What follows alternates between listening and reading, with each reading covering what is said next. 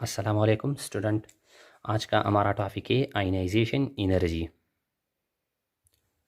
Student, आज का topic ionization energy है, लेकिन पहले ये ईटा 2021 का सेशन है और ये चूँकि एमसीक्यूज़ का सेशन है, तो आप इस तरह कंसिडर करते हैं कि आप या तो ईटा रिपीटर है या आप प्रेस स्टूडेंट है, लेकिन आपके पास कॉन्सेप्ट पहले से हो। स्टूडेंट, आयनाइजेशन एनर्जी क्या है? The minimum amount of energy required to remove electron from the valence shell of an isolated atom।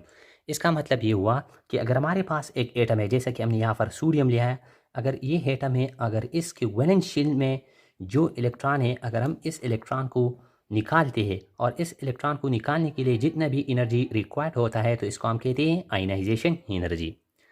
Student, यहाँ पर हमने मेन पॉइंट लिखा हुआ है कि from left to right ionization energy क्या होता है? ये इंक्रीज होता है। इस एरो का मतलब इंक्रीज होता है।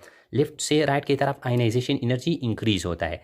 ये क्यों इंक्रीज होता है? क्योंकि यहाँ पर प्रोटॉन इंक्रीज होता है। प्रोटॉन इंक्रीज होने से न्यूक्लियर चार्ज इंक्रीज होता है। जब न्यूक्लियर चार्ज इंक्रीज हुआ तो इसका मतलब ये हुआ कि आयनाइजेशन एनर्जी इंक्रीज हुआ। और यहाँ पर दूसरी बात हमने लिखा है कि top to bottom ionization energy decrease. ये क्यों होता है? इसके बेसिक रीज़न क्या है? इसके रीज़न ये है कि जब हम टॉप से बॉटम की तरफ जाते हैं तो एक्स्ट्रा शेल ऐड होते हैं। एक्स्ट्रा शेल ऐड होने का मतलब ये होता है कि न्यूक्लियस और वैलेंस शेल के दरमियान जो है ना, फासला ज़्यादा होता है। जब फासला ज़्यादा होता है तो इसका मतलब ये होता है कि न्यूक्लियस का होल्ड कम होता है। जब न्यूक्लियस का होल्ड कम होता है तो इसका मतलब ये हुआ कि आयनाइजेशन एनर्जी भी डिक्रीज हुआ। यहाँ पर हमने एक ट्रिक लिखा हुआ है, क्योंकि ये हमने इलेक्ट्रॉनिक कॉन्फ़िगरेशन से ये ट्रिक लिया हुआ है। यहाँ पर इसका मतलब ये हुआ कि अगर फुली फिल्ड ऑर्बिटल है तो इसका आयनाइजेशन एनर्जी ज़्यादा है और ऑफ फील्ड इससे कम और पार्शियली फील्ड सबसे कम। तो ये मैं आपको एमसीक्यूज़ में समझाता हूँ, लेकिन यहाँ पर थर्ड पीरियड एलिमेंट है और यहाँ पर थर्ड पीरियड एलिमेंट के एलिमेंट हमने लिखा हुआ है। यहाँ पर सोडियम है, मैग्नीशियम है, एल्यूमिनियम है, सिलिकॉन है, फास्फोरस है, सल्फर है, क्लोरीन है और आर्गन है। यहाँ पर हमने एक रूल लिखा हुआ है कि लेफ्ट से राइट की तरफ आयनाइजेशन एनर्जी इंक्रीज होता है, क्योंकि प्रोटॉन इंक्रीज होता है। प्रोटॉन की इंक्रीज होने से आयनाइजेशन एनर्जी इंक्रीज होता है। लेकिन यहाँ पर मैग्नीशियम को अगर हम देखते हैं तो मैग्नीशियम का आयनाइजेशन एनर्जी एल्यूमिनियम से ज़्यादा है। तो ये क्यों ज़्यादा है? जब हम इसके इलेक्ट्रॉनिक कॉन्फ़िगरेशन करते हैं तो मैग्नीशियम जो है ना, ये फुली फिल्ड आता है और ये आप पिलाट है। तो हमने यहाँ पर लिखा हुआ है कि फुली फिल्ड का ऑर्बिटल का आयनाइजेशन एनर्जी ज़्यादा और ऑफ फील्ड का कम। तो ये यहाँ पर हमने ये इसलिए लिखा है। और यहाँ पर दूसरा ट्रेंड ये है कि अगर हम फास्फोरस और सल्फर के दरमियान देखते हैं तो फास्फोरस का आयनाइजेशन एनर्जी ज़्यादा है।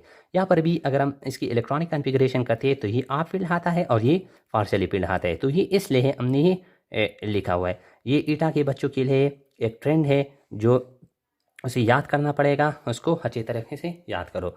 यहाँ पर मेन पॉइंट है, अक्सर एमसीक्यूज़ में आता है कि फर्स्ट आयनाइजेशन एनर्जी कौन कौन से फैक्टर में फेयर डिपेंड करता है। तो यहाँ पर न्यूक्लियर चार्ज है, इस पर भी डिपेंड करता है। स्क्रीनिंग इफेक्ट पर भी डिपेंड करता है। डिस्टेंस फ्रॉम द न्यूक्लियस से भी डिपेंड करता है। इलेक्ट्रॉनिक कॉन्फ़िगरेशन पे भी डिपेंड करता है। यहाँ पर इलेक्ट्रॉनिक कॉन्फ़िगरेशन पे डिपेंड करता है। यहाँ पर ये रूल्स हमने इलेक्ट्रॉनिक कॉन्फ़िगरेशन से लिया हुआ है। तो मैं आपको एमसीक्यूज़ के तौर पर इस पॉइंट को और दूसरी जो बाकी पॉइंट है इसको समझाने की कोशिश करता हूँ। स्क्रीनिंग इफेक्ट का मतलब है शील्डिंग इफेक्ट, जो कि आप लोग जानते हैं। यहाँ पर एमसीक्यूज सेक्शन है। ईटा 2019 का एक एमसीक्यूज है, which of the following element has highest second ionization energy. यहाँ पर सेकंड आयनाइजेशन एनर्जी के बारे में पूछा है। तो ऑक्सीजन का एटॉमिक नंबर 8 है। यहाँ पर हम इसके इलेक्ट्रॉनिक कॉन्फ़िगरेशन करते हैं तो 2p4 आता है, फ्लोरीन का 2p5 आता है और सोडियम का 3s1 आता है।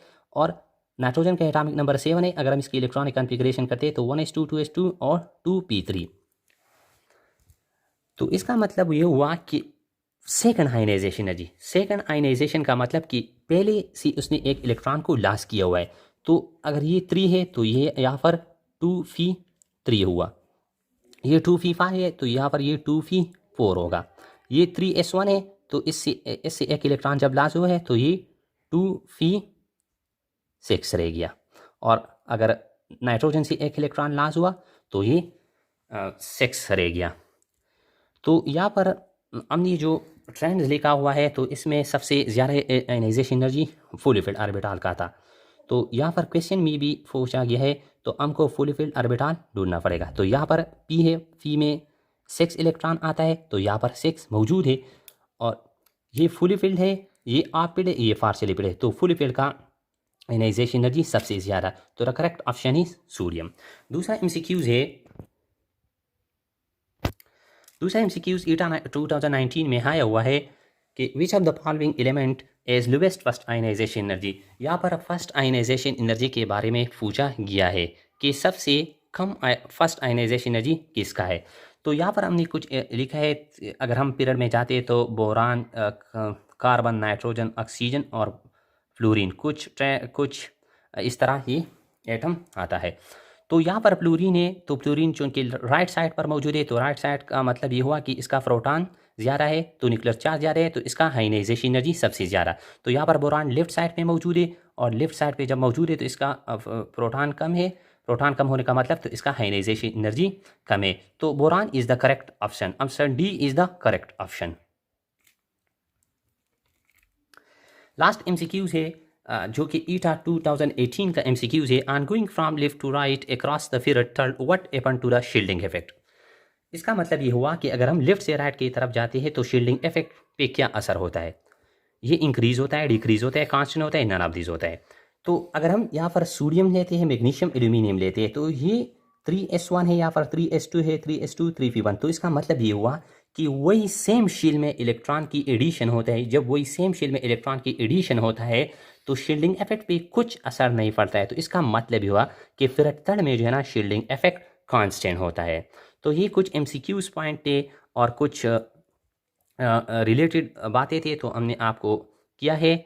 अगर आपसे यहाँ पर पूछा जाए कि फिरकतड़ में सबसे ज़्यादा आयनाइजेशन एनर्जी किसका ज़्यादा है, तो आर्गान का ज़्यादा है, क्योंकि आर्गान जो कि है ये फिरकतड़ के राइट साइड पे मौजूद है। अगर सबसे कम वाले के बारे में पूछा जाए फर्स्ट आयनाइजेशन, तो ये सोडियम का है, क्योंकि सोडियम राइट साइड पे मौजूद है, तो इसका आयनाइजेशन एनर्जी सबसे कम।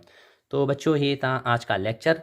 अगर आप इस लेक्चर में इंटरेस्ट लेते हैं तो हम सेकंड ईयर को इस तरह कवर करते हैं, और साथ ही में जितने भी एमसीक्यूज प्रीवियस ईटा में आए हुए हैं या जो Sunday test MCQs, Sunday test में जो एमसीक्यूज आते हैं हम इसको डिस्कस करते हैं। थैंक यू, अल्लाह हाफिज़, गुड लक।